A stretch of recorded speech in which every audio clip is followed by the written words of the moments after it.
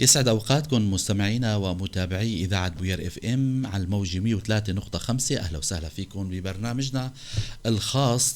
طبعا هالبرنامج هذا رح يكون حلقة خاصة أو برنامج خاص حول الصحة النفسية ومناقشة موضوع الاضطراب النفسي. اليوم رح نتطرق له مع ضيفي الأخصائي خالد الحاج خلف، أخصائي نفسي. أهلا وسهلا فيكم. أهلا وسهلا فيكم، الله يعطيكم العافية.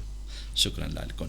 طبعا مستمعينا ومتابعينا، هذا البرنامج هذا رح يكون مدعوم من منظمة دولية داعمة لعدة مستوصفات في محافظة الحسكة، ورح يستمر على مدار 6 أشهر، ورح نطرح فيه الكثير من المواضيع الهامة حول الصحة النفسية والصحة الجسدية.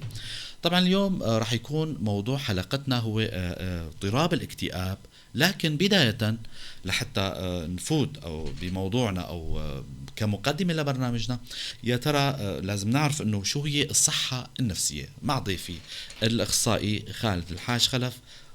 لندخل لموضوعنا. أشكركم وأهلا وسهلا فيكم وبالمستمعين والمشاهدين. طرحت فكرة جيدة لابد من إيصالها للناس، وهي إيش معنى الصحة النفسية؟ حقيقة هذا المصطلح يغيب عن كثير من العالم، حتى الناس المثقفين جدا لا يفهم معنى الصحة النفسية مفهوم صحيح 100%. الصحة النفسية هي عبارة عن حالة من المعافاة الجسدية والنفسية والاجتماعية، وليست هي عبارة عن غياب المرض أو الاعتلال. يعني هي حالة متكاملة أستاذي. نعم. حالة متكاملة جسديا نفسيا اجتماعيا، وتوصف أيضا بأنها هي الشعور بالتعافي للأشخاص، فيستطيع الشخص من خلالها معرفة قدراته وكيفية التعامل مع الضغوط والعمل بإنتاجية تماما، وإفادة المجتمع يلي يعيش فيه. فمفهومها مفهوم الصحة النفسية مفهوم شامل، فالشخص يعرف إيش مقدرته، يقدر يتعامل مع أي ضغط أو مع أي حالة أو مع أي اضطراب يصيبه، وبنفس الوقت يكون عمله منتج ويفيد الأسرة والمجتمع حواليه. هاي القواعد نسميها القواعد الأربع أو قواعد الكرسي أو الطاولة. تمام. فالكرسي أو الطاولة تستند إلى 4 عواميد أعمدة. صح. فأي خلل بهذه القواعد يؤدي إلى ظهور عرض ما أو اضطراب ما. الصحة النفسية تعلمنا شلون نفكر، شلون نشعر، كيف نتصرف، طبعا بطريقة صحيحة. تماما. فإذا عرفنا التفكير الصحيح وعرفنا كيف نوجه شعورنا أو كيف نتصرف، فإحنا بحالة توازن. فمجمل الصحة النفسية هي حالة توازن حقيقة. نعم. هاي هي. شكرا للتوضيح وكمدخل لموضوعنا لليوم. نعم. هلا بداية المفهوم الصحة النفسية حكيت لنا عنها انه شو هي. نعم. لكن العلاقة بين الصحة النفسية والصحة الجسدية، ولنشرح لمستمعينا يا ترى شو هالشغلتين هدول. نعم. حقيقة العلاقة علاقة قوية جدا، ولا نستطيع أن نفرق الصحة النفسية عن الصحة الجسدية. موضوع يعني يمشي مع بعضه، مترابطين متبادلين تماما. حتى عندنا المثل، في مثل صحيح جدا: العقل السليم في الجسم السليم. تماما 100%. طبعا العقل هو أساس التفكير وأساس الإرادة وأساس النشاطات بالجسم. تمام. العلاقة يعني فوق أنها علاقة كبيرة، علاقة تبادلية. كيف تبادلية؟ احنا أي اضطراب نفسي يصيب الإنسان، مثلا توتر، خوف، تمام، يؤدي إلى عرض جسدي.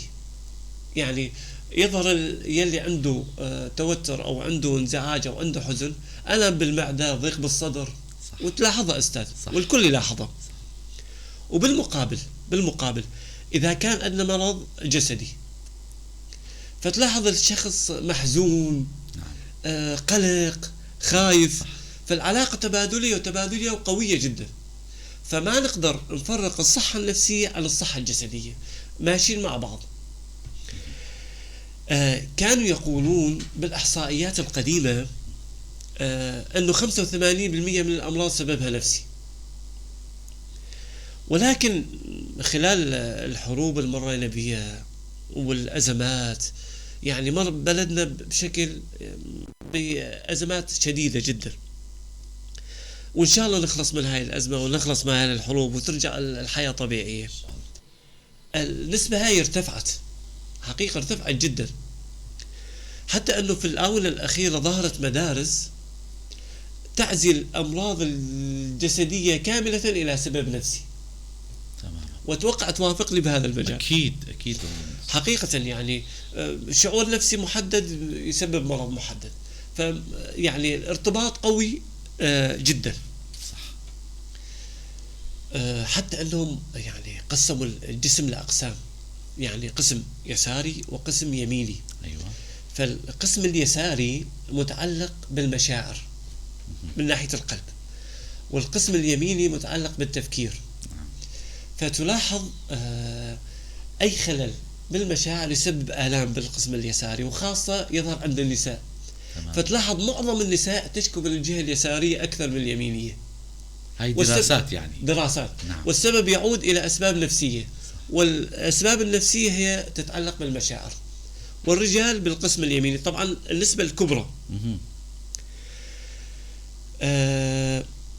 كونه انه المرأة هي كمان يعني الى حد ما هي حسية، هي نعم تتعلق بالمشاعر. نعم هاي طبيعة النساء طبعا.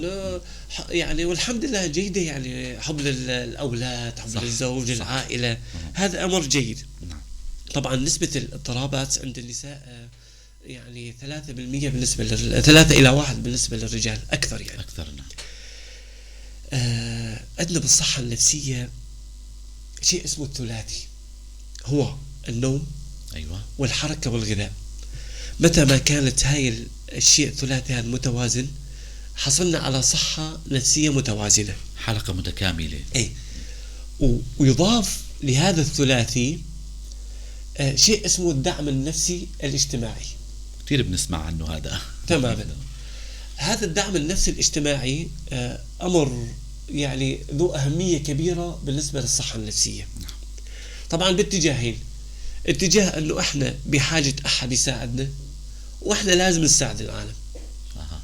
فوجود الثلاثي، الحركة والغذاء والنوم، ووجود الدعم النفسي، نكون وصلنا لحالة من الصحة النفسية مستقرة إلى حد ما. نعم. إلى حد ما. تمام. نعم أستاذ. تمام. هلا الاضطراب، الاكتئاب، دائما بنسمع عن كثير ناس مكتئبين مثلا، وهو كمصطلح يسمى انه باضطراب الاكتئاب. شو هي الاحصائيات العالميه حول هالحاله هاي، سواء كان فينا نسميها مرض ولا حاله؟ في احصائيات معينه؟ تماما.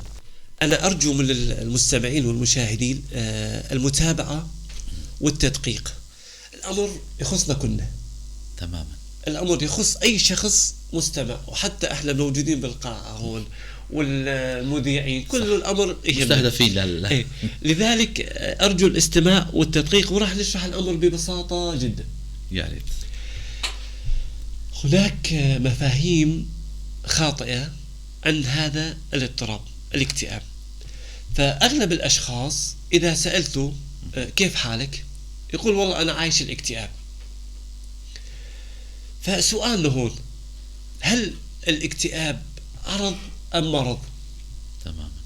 إيه أستاذي، إحنا لما نتعرض لضغط ما أو حادثة ما، يصير عندنا حزن. تماما. تمام. هذا الحزن هو رد فعل طبيعي لهذه الظاهرة، للضغط أو الحادثة. بعض الأشخاص يفسرون هذا الحزن أنه اكتئاب. هذا الحزن يأتي يوم ويغيب يوم، ولفترة محدودة. أما الاكتئاب هو اضطراب نفسي عاطفي، ليس كلمة عابرة، ليس مجرد حزن، اضطراب نفسي عاطفي يؤثر على الحياة. ايش يسوي؟ يغير نظرتنا للحياة، نتجه للجانب السلبي، ينسف كل شيء نجاحات حققناها، صح. ينفي كل شيء اهتمام عندنا، تصبح نظرتنا سوداوية للحياة، ما يذكرنا إلا بالمواقف المحزنة. فهاي مجمل هالأعراض هاي هي الاضطراب، وليست الحزن فقط أو اضطراب الاكتئاب. نعم. طبعا اضطراب الاكتئاب هناك أعراض مخصصة له مشان نقول احنا وصلنا لحالة الاكتئاب. أما ردة الفعل البسيط يلي عم نشوفها والناس عم يسمونها اكتئاب، هذا مو اكتئاب، هذا حقيقة صار معه اضطراب أو شيء، ولكن مو اكتئاب. الاكتئاب شيء محدد، مرض محدد، وليس عرض. طبعا الاكتئاب منتشر بين كل الفئات العمرية، لا يستثني فئة عمرية محددة. حتى الأطفال اللي ينصابوا. يا سلام عليك. سؤال ممتاز. يعني هذا اللي خطر على بالي، إنه والله الأطفال كمان ينصابوا. أي هلا نجيها. تمام. نسبة مثل ما قلنا إصابة النساء أكثر من الرجال، نسبة 3-1، لأنه النساء بالطبيعة عاطفيات. نعم. الإحصائيات العالمية يقولون أنه 300 مليون شخص مصاب بالاكتئاب. يصيب الأطفال نتيجة التعلق، وخاصة بالجد والجدة. أيوة. نعم. وللأسف وفي حالات الانفصال بالطلاق، صح، الأطفال يصابون تداعياتها. نعم. في الآونة الأخيرة لاحظناه عند كبار السن نتيجة سفر الأبناء أيضا للأسف. صح. يعني سفر الأبناء أثر كثير على مجتمعاتنا. صح. عند الأطفال هلأ موضوع التنمر كمان، هلأ في بعض الأطفال اللي عم يعانوا من مثلا عندهم تشوه خلقي، إعاقة جسدية، بتلاقيهم عند الأطفال اللي عندهم هالإعاقة هاي بالمدرسة. فأقرانهم عم يتنمروا عليهم. يا ترى في له تداعيات كمان؟ ممكن ينصابوا هدول بالاكتئاب؟ طرحك ممتاز أستاذ. حقيقة مسألة التنمر ومسألة وصمة العار يعني أهلكت المجتمعات. صح. لذلك إن شاء الله الحلقات القادمة نخصص حلقة خاصة لهذا الموضوع. التنمر. هذا الموضوع مهم جدا، وحقيقة الإذاعة مشكورين لأنهم يعني خصصوا برنامج للصحة النفسية. خلينا نوصل فكرة للناس إيش الأسباب يلي تؤدي إلى هذه الاضطرابات. نعم. وبصراحة يعني إحنا نريد أن نحافظ على الصغار والكبار. صح. استاذي راح أوصل فكرة بمفهوم بسيط عن الاكتئاب. نعم. في شيء أنا سميته مفهوم حيوي الاكتئاب. إذا عرفنا هذا المفهوم راح نقدر نعالجه، وراح نقدر نعطي وقاية للناس من الإصابة بالاضطراب الاكتئاب. في شيء عندنا اسمه رفض الماضي. نعم. تنزه النواقص أو رفض الماضي. رفض الماضي. نعم. رفض الماضي يعني الناس يصير عندهم معاناة، يصير عندهم حالات فيرفض الماضي. أكيد. ويرفض المستقبل. فرفض الماضي ورفض المستقبل يؤدي إلى اضطراب الاكتئاب. المشكلة الأكبر إذا رفض الحاضر، يصير يشوف السعادة قدامه وما يتفاعل معها. رفض اللحظة الراهنة. حقيقة هذا الموضوع لبك العالم. صح. يعني دخل العالم بمتاهات كبيرة جدا. فلما يكون عنده رفض الماضي ورفض المستقبل ورفض الحاضر، نروح لشيء أبعد من ذلك، وهو الانتحار للأسف. للأسف. مجمل الإحصائيات تقول من 700 إلى 800 ألف شخص ينتحر سنويا. 70% من حالات الانتحار سببها نفسي، وللاكتئاب النسبة الكبيرة للأسف. نعم، والله الأكبر يعني للأسف. نعم. هاي عندهم حالات مترقية، يعني الاكتئاب أكيد له يعني بيوصل لمراحل أبعد من الاكتئاب. مثل ما قلت لك، رفض الماضي ورفض المستقبل ورفض الحاضر، وصل للانتحار. عم تخطر ببالي فكرة. نعم. غير فكرة الرفض، هناك شيء اسمه التعلق. يعني الأفكار اللي نحكيها أفكار بسيطة ولكن مؤثرة جدا أستاذ عماد. نعم. في عندنا شيء تعلق بالماضي، يعني كنا عايشين ببساطة وفرحانين ومدري إيش. وفي عندنا تعلق بالمستقبل، إنه يتأمل شيء. الماضي ميت تماما، المستقبل مجهول، الحاضر حي. تمام. لذلك يعني حتى إذا تعلقنا بالماضي نربط هيك، وتعلقنا بالمستقبل، فتصور شخص مربوط من الإيدين والاثنين شلون يتحرك؟ صعب. يعني حتى لو يشوف إيش قدامه ما يقدر. فلازم نتحرر منها، لازم نتحرر من هذا الموضوع.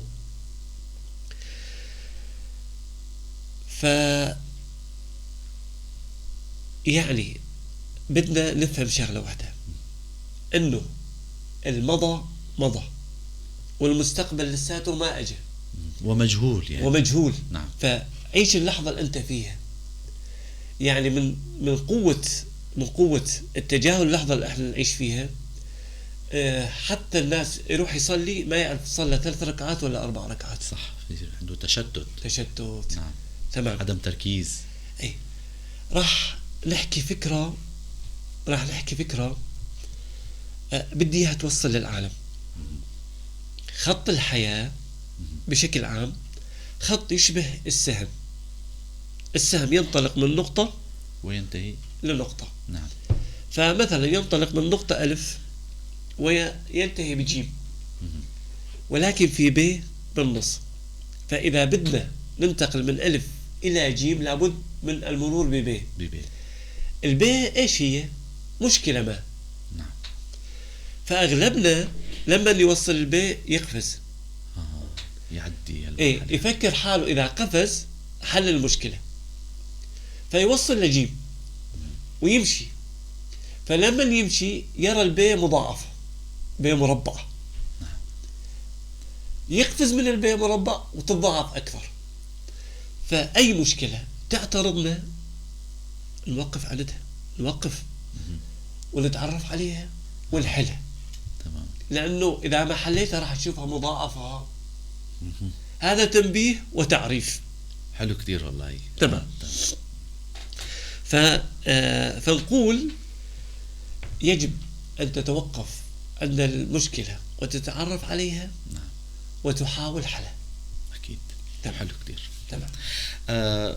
رح نروح على فاصل صغير. طبعا حابب أذكر مستمعينا للي عم يسمعونا عبر التردد 103.5، أنتم عم تسمعوا راديو بوير، برنامج خاص حول الصحة النفسية ومناقشة المواضيع مهمة يعني بتخص الصحة النفسية والجسدية. هي رح تكون سلسلة حلقات على مدى 6 أشهر. رح تشوفونا عبر البث المباشر، وهلأ عم تشوفونا عبر البث المباشر أيضا على الموجة 103.5. ضيفي اليوم هو الأخصائي خالد الحاج خلف، أخصائي نفسي. اليوم عم نحكي عن موضوع مهم كتير، ومثل ما تفضل من شوي إنه هو يعني اللي عم ينصابوا فيه لا تستهينوا فيه، حتى الصغار السن وحتى كبار السن. رح نروح فاصل صغير ونرجع، خلوكن معنا.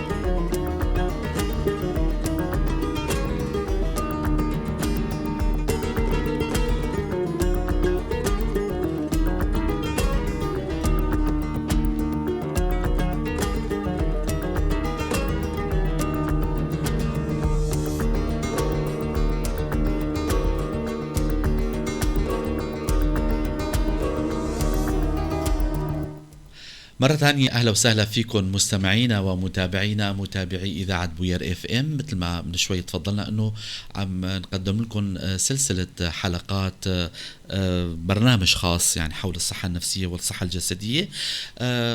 طبعا سلامنا لكم وتحية موجهة من فريق العمل، زملائنا وراء الكنترول، ومقدم البرنامج عماد خلف، ضيفي بالاستوديو الأخصائي خالد الحاج خلف، أخصائي نفسي. اليوم حكينا يعني حكينا عن عديد المحاور اللي هي بتهم الاكتئاب، وطبعا اضطراب الاكتئاب هو هذا تسميته. وصلنا لموضوع يا ترى الاكتئاب في له أنواع؟ نعم. يا ريت نشوف يا أهلا وسهلا بكم مجددا. شكرا. أنواع الاكتئاب هناك تصنيفات كثيرة، منها ما يعتمد على الشدة ومنها ما يعتمد على الأعراض المرافقة، ولكن راح نحكي اليوم بأهمها. نعم. أول نوع هو اضطراب الاكتئاب الشديد. هذا الاضطراب يصبح الشخص عاجز عن القيام بواجباته اليومية، وبالتالي يصبح لديه شعور بالكآبة ويقل التركيز وتقل طاقة هذا الشخص. وإذا ترافقت هذه الأعراض مع فقدان الأمل والشعور بالذنب يصبح هذا الاكتئاب شديد جدا والشخص يلزمه مشفى. أيوة. نعم. هذا الاكتئاب لا يعفي أي شخص من الإصابة به، حتى الناس المثقفين، الناس الواعين، الناس الدقيقين. لذلك قالوا في الحكمة: تاج الملك لا يحميه من الصداع أبدا. نعم. فهذا الاكتئاب لا يعفي أحد، يجب أن نكون أي شخص ما ينصاب به تماما. نعم. تماما ضمن ظروف معينة وشروط وإلى ظروف خاصة يعني. مثل ما حكينا. تمام. من شوي تفضل. تماما. وهلا كمان نحكي ايش نقدر نعمل بحيث نوقي حالنا من هذا الاكتئاب. حلو كتير. هذا أول نوع. يا ريت الكل يسمعوا ويستفيدوا ويشاركوا رابط الحلقة لحتى اللي الأصدقائكم كمان يستفيدوا من الحلقة والعنوان المهم جدا يعني. نعم. حقيقة والغاية غايتنا إيصال الفائدة للعالم. أكيد. وإحنا جاهزين لأي سؤال. تمام. النوع الثاني اضطراب الاكتئاب المترافق مع اضطراب المزاج. هذا الاكتئاب يحدث كرد فعل لحادثة ما، فقدان عزيز، تماما، فقدان وظيفة، نعم، فقدان علاقة، تغير في نمط الحياة. إيه؟ يترافق مع مشاكل بالنوم ومشاكل بالشهية والوزن. مشاكل النوم تظهر في عدم النوم، أيوة، أو نوم عميق جدا، أو العكس، أو أيوة عدم النوم أو نوم عميق تماما، أو صعوبة في الدخول بالنوم. بالنسبة لمشاكل الشهية، إما شهية مفتوحة، تمام، مفرطة أو عدم أكل، نعم، وزن زائد، وزن ناقص. هذا الشخص يجب أن يلجأ لمساعدة الأخصائيين النفسيين. وكل ما كان المزاج أقرب للطبيعي كل ما كان العلاج أسهل. المزاج إمتى يكون أقرب للطبيعي؟ دائما ننبه القصة هاي: وجود وعي ووجود ثقافة ووجود خبرات بالحياة تجعل الشخص أكثر تفهما لأي موضوع وإدراكا للحالة يعني. تماما. الشخص المهمل أو المهمل عفوا صح، يؤدي به المرض، يؤدي به الموضوع إلى اضطراب الاكتئاب. فالثقافة موضوع مهم جدا. صح. وحقيقة يعني ما في شيء يمنع بهالوقت هذا من التعلم. يعني الفيس مفتوح، صح، الأدوات والوسائل متوفرة يعني. جدا. فما حدا معفي من الموضوع. صح، انه ما عنده اسباب انه يقول والله انه انا ما عندي امكانيه او ما عندي فكره او ماده متناوله. بصراحه مجاني بكبسه زر بتفوت على اي تماما. جهة معينة بتخص وتأخذ أي موضوع وتأخذ معلومات عنه بغض النظر عن مدى مصداقية المعلومة أو درجة لكن إلى حد ما راح تكون عندك معلومات. هلا في مصادر موثوقة وفي مصادر عشوائية. صح. المصادر الموثوقة مثلا الصحة النفسية، الصحة العالمية، مديريات الصحة، صح. الهيئات، هاي مصادر موثوقة تماما، فنقدر ناخذ المعلومة منها بكل بساطة. أكيد. الاضطراب الثالث هو اكتئاب ما بعد الولادة، أيضا حالات شائعة. نعم. هذه الحالة لا يجب أن نخصص لها حلقة كاملة لها. أكيد إن شاء الله راح تكون ضمن إن شاء الله. شائع جدا مثل ما قلت عند النساء. هذا الاكتئاب يمر بثلاث مراحل، ما يصير ما نعدي ما نحكي عنه لأنه ضروري جدا. نعم. لبين ما تصير حلقة أكيد المخصصة فيه. المرحلة الأولى هي مرحلة خفيفة، ما نسميها مرحلة ما قبل الاكتئاب، ومرحلة الثانية الاكتئاب، والمرحلة الثالثة ما بعد الاكتئاب.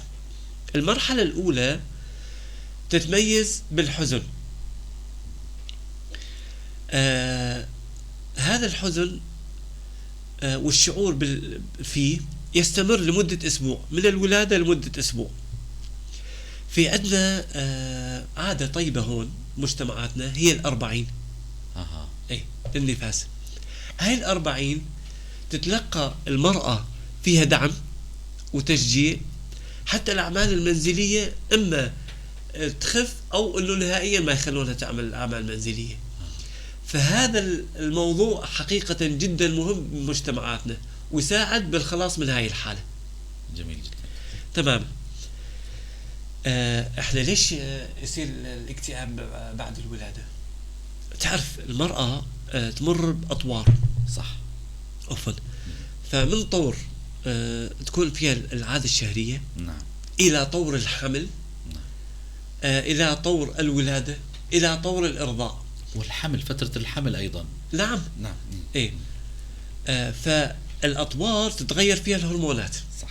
وتتغير نسبة الهرمونات وتتغير نفسية المرأة. الحالة الفيزيولوجية للمرأة كلها بتتغير. كاملة. نعم. كاملة. صحيح.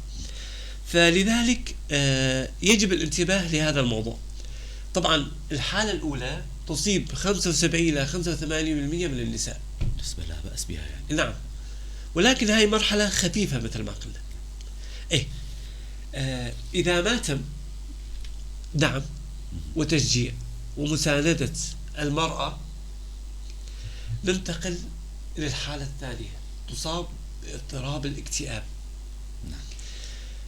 اضطراب الاكتئاب ما بعد الولادة يصيب من 5 إلى 25% من حالات النساء الوالدات يعني. نعم. وهي المرحلة الأغلب لا تلاحظ، إنما تلاحظ نتائجها. تمام. يعني انتقالها يعني شديد وسريع، فتلاحظ النتائج. إذا ما تم علاج هذه الحالة سوف ننتقل إلى شيء أكبر، وهو الذهان النفاسي.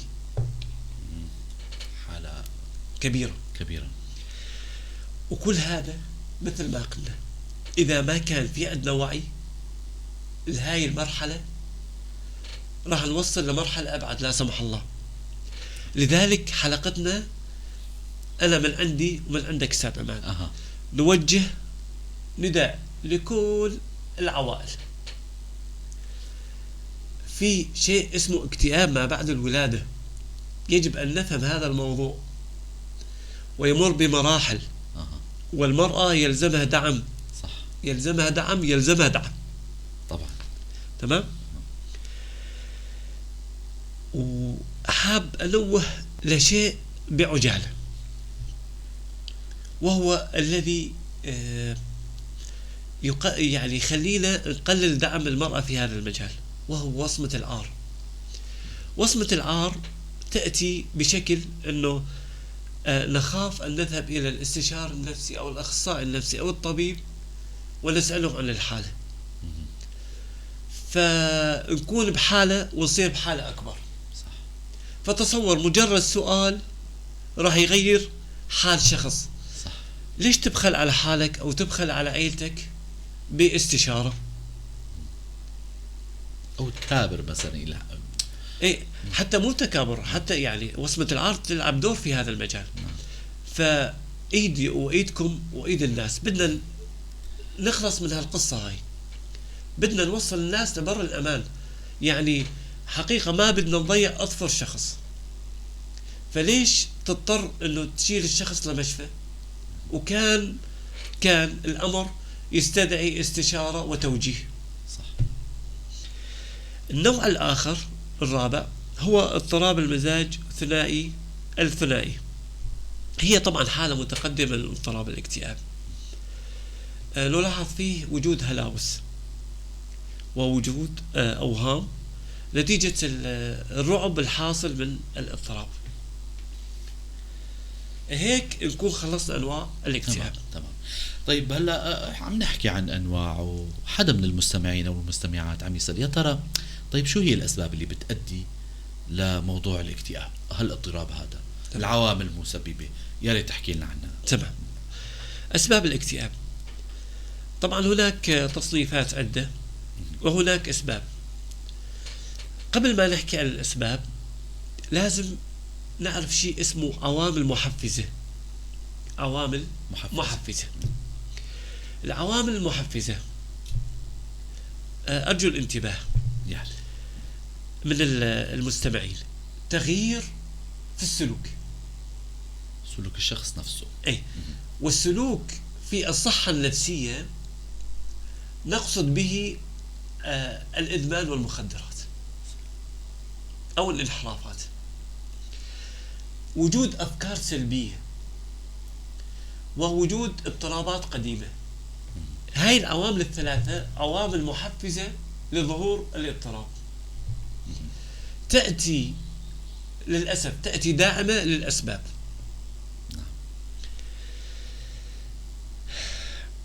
احنا قلنا ببداية الحلقة الصحة النفسية هي حالة متكاملة طبيا نفسيا اجتماعيا.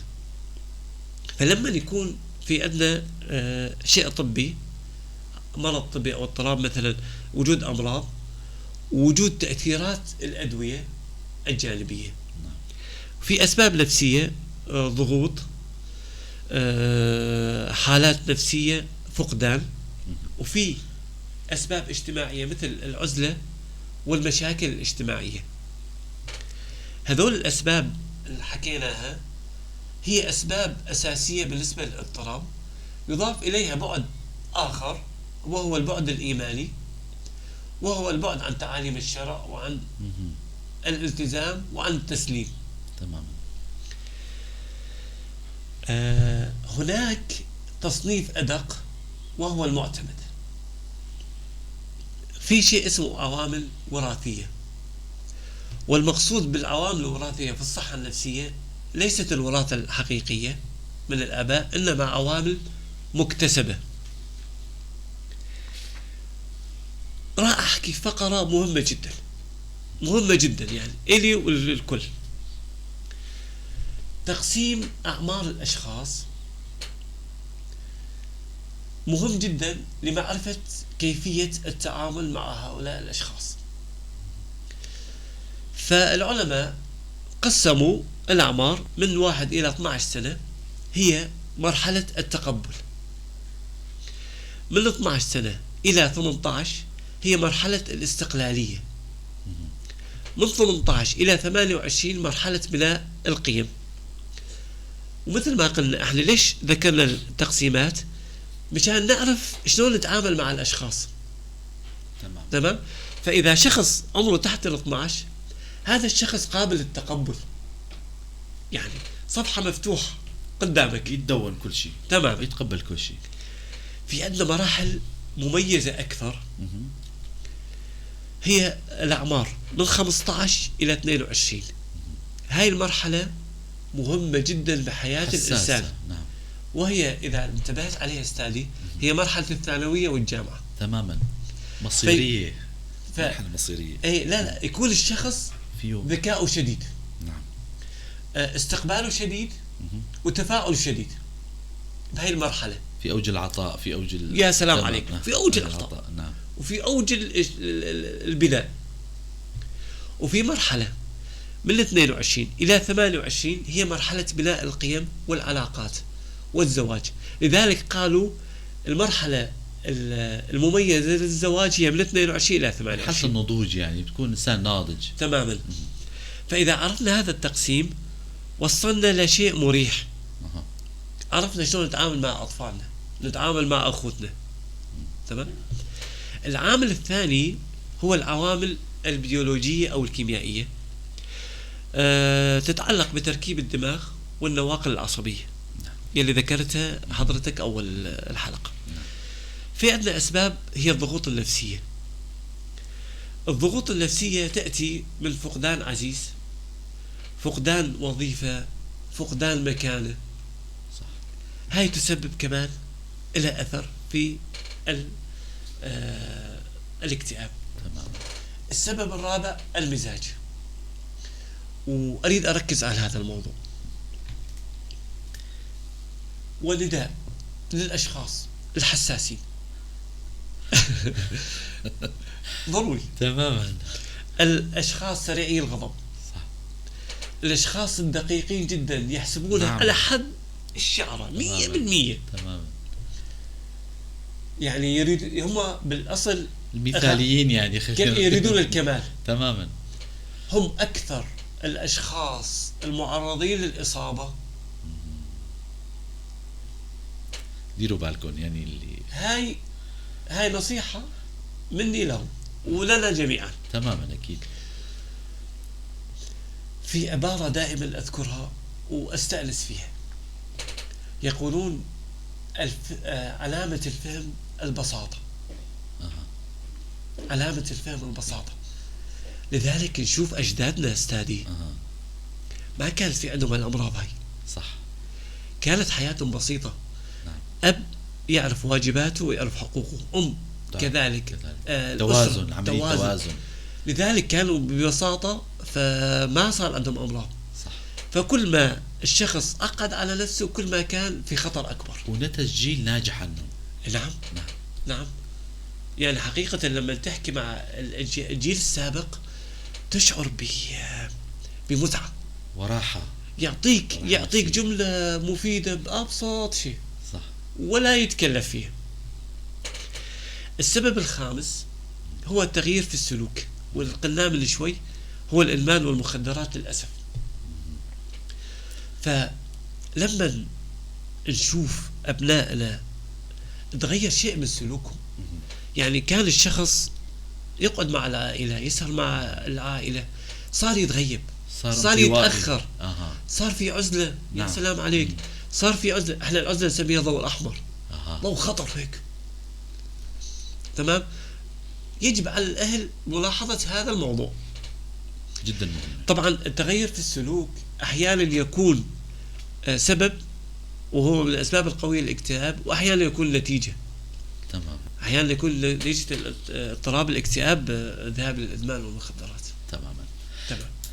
رح أذكر مستمعينا للي عم يسمعونا عبر التردد 103.5 انتم عم تسمعوا برنامج خاص، طبعا راديو بوير، برنامج خاص حول الصحة النفسية ومناقشة العديد من المواضيع عبر سلسلة من الحلقات رح نكون معكم على مدى 6 أشهر. هي رح نتناول فيها بكل حلقة موضوع معين وضيف معين. انتم عم تسمعوا إذاعة بوير، راديو بوير، أهلا وسهلا فيكم. نحن ماشيين بالحلقة كل هالمواضيع وكل هالحكي هذا حكيم. يا ترى كيف بتشخصوا انتم هالحالات هاي كلها؟ تمام. هلا وصلنا للنقطة الأساسية زبدة الحلقة. نعم. طبعا الحلقة كلها مفيدة حقيقة. أكيد كل محاورة. تماما.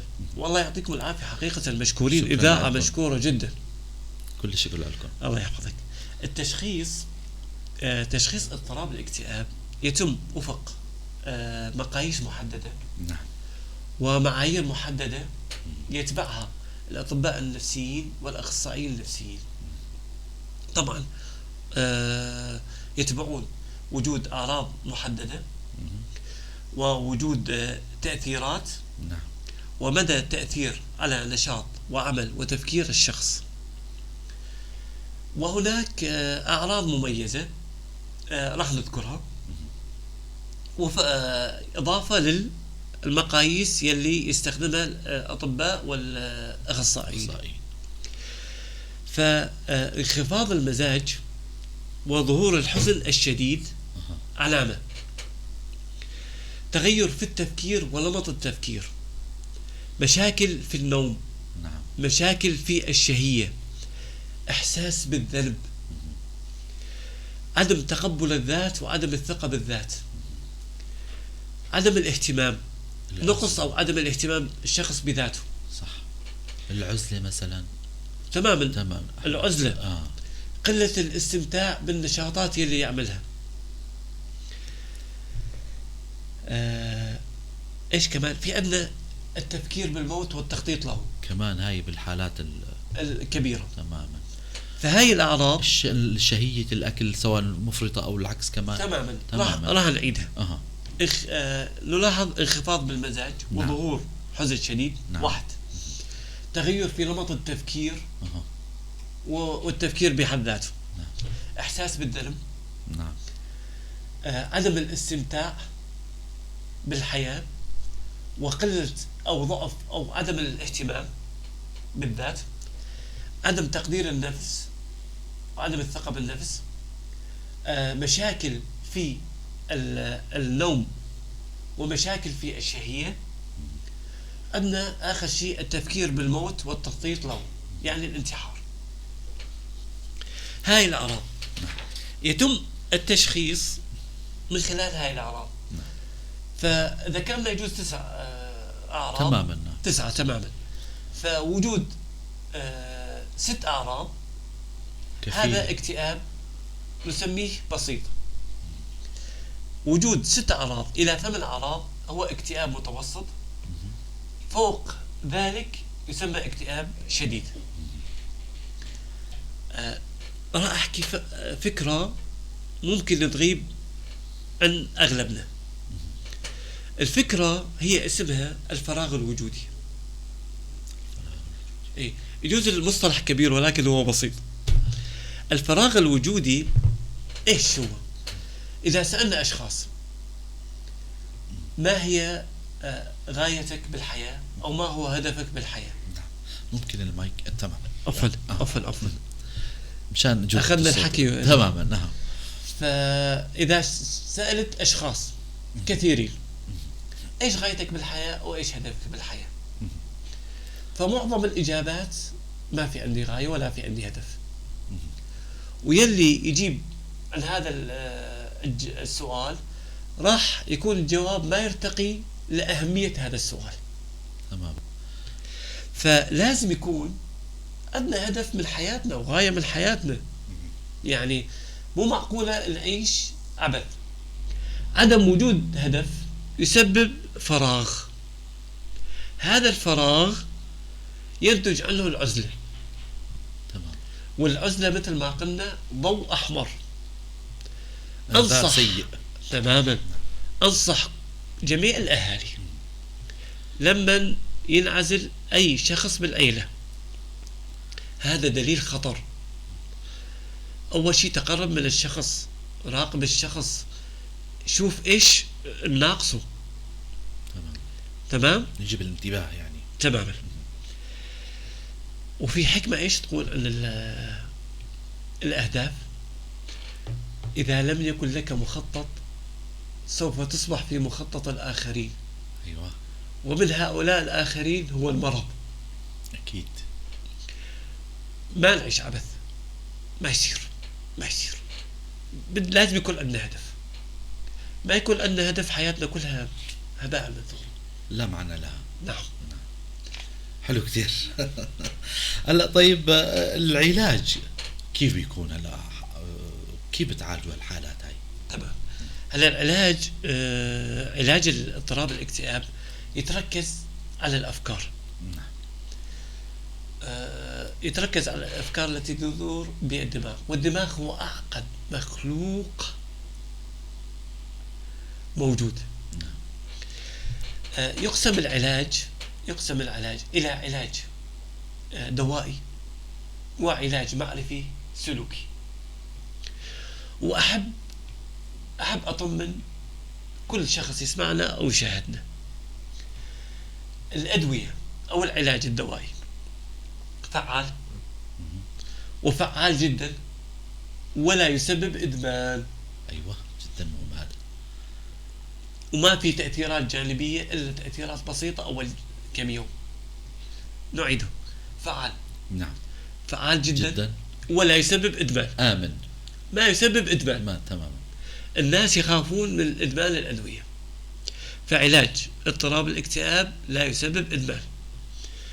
هو عبارة أن يؤثر على الناقلات العصبية وعلى المواد يلي تحملها هاي الناقلات، ومن أهمها السيروتونين.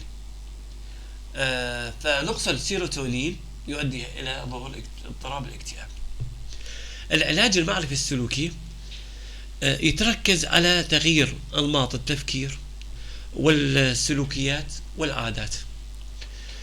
هذا يؤخذ من الجلوس مع المريض وأخذ القصة السريرية كاملة والتحاور. في عندنا علاج أكثر يعني تقدما ولكن أقل استخداما، هو العلاج بالصدمات الكهربائية. يجوز الاسم كبير ولكن الموضوع بسيط جدا، عبارة عن مسارات توضع ولعدة ثواني وتساعد في العلاج وليس لها أي تأثير أبدا. تماما. طبعا بختام حلقتنا نختم حلقتنا ولقائنا الشيق والمعلومات الجميلة مع الأخصائي خالد الحاج خلف بمجموعة من النصائح للمستمعين، إلنا مثل ما ذكرت إلنا وللمستمعين أكيد يعني. تماما. قبل ما نقول النصائح، في عندي فقرة بسيطة جدا يعني إذا تسمح لي. تفضل. الله يزيد فضلك. بدنا نخلص من شيء اسمه مفاهيم خاطئة ذكرناها بالحلقة وراح نعيدها، وفي مفهوم ما ذكرناه كمان. الاكتئاب مرض وليس عرض. الناس يفسرون الاكتئاب بأنه عرض. لا، أو يعني تحت مسمى ممكن إنه والله هذا جن أو مرض جنون أو مثلا يعني. تمام. يعني أو أي اضطراب بالمقابل. أي اضطراب يسمونه، أو أي حزن أو أي قلق يسمونه اكتئاب. لا. لا، هذا شيء خفيف ويذهب. واحد. اثنين، الاكتئاب يصيب الجميع، يجب معرفته ومعرفة أسبابه وشلون نقدر الوقاية منه، ومعرفة الأسباب والوقاية شيء بسيط جدا بكل بساطة. الشيء الثالث اللي حب أنبه له أنه الشخص المصاب بالاكتئاب لا يعالج بكبسة زر. مؤكد هذا الشيء. يعني لاحظنا حالات أنه شخص مصاب بالاكتئاب والأهل يقولوا له يا أخي غير من حالك، غير من تفكيرك، غير من سلوك، ليش منعزل؟ هذا الشخص يلزمه علاجه متوفر والحمد لله. وفي عندنا مستوصفات، يعني حقيقة المنظمة الداعمة منظمة داعمة لمستوصفات عديدة بالمحافظة الحسكة. والعلاج مجاني، سواء العلاج الدوائي أو العلاج المعرفي السلوكي. احنا موجودين بالمستوصفات ونقدم العلاج وبكل بساطة. جميل جدا. تمام. بالنسبة للنصائح، النصائح نزيد من خبراتنا، نزيد من ثقافتنا، نزيد من وعينا.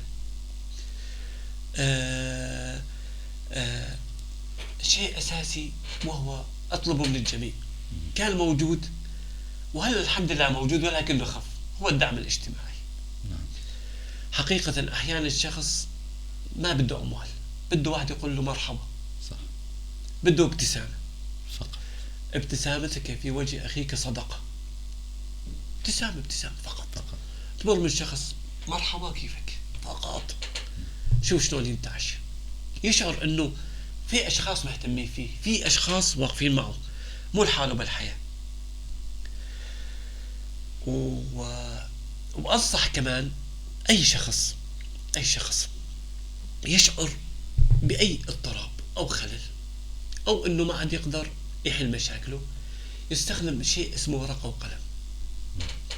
الورقة وقلم هي عبارة عن تفريغ الأفكار، الورقة وقلم قدامه فيلاحظها قدامه ويحلها. هاي الطريقة سهلة جدا، سهلة وخفيفة وتحل المشاكل. أحيانا في مشاكل يلزمها تحط اكس عليها فقط. وأحيانا حل المشكلة في الباب الذي أغلقته. نعم. وإن شاء الله أتمنى العافية للجميع ونراهم بخير دائما، ونحن موجودون لخدمتهم. ألف شكر لكم الأخصائي خالد الحاج خلف، أخصائي نفسي، على هالمعلومات القيمة والجميلة والحضور الجميل. حقيقة نحن استفدنا وإن شاء الله المستمعين كمان استفادوا.